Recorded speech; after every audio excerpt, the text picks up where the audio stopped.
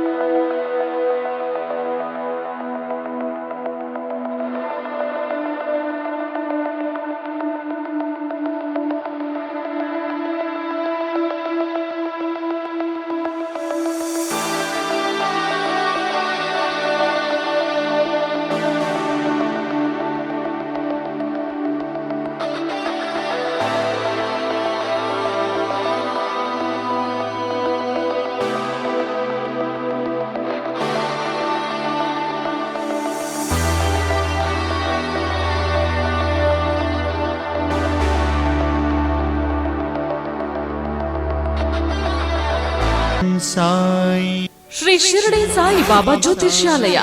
ಉಚಿತ ಭವಿಷ್ಯ, ಶಾಶ್ವತ ಪರಿಹಾರ. ಜ್ಯೋತಿಷ್ಯ ರತ್ನ, ನುಡಿದಂತೆ ನಡೆಯುವರು. ದೈವಜ್ಞ ಪಂಡಿತ್ ಸಾಯಿರಾಮ್ ಜೋಶಿ.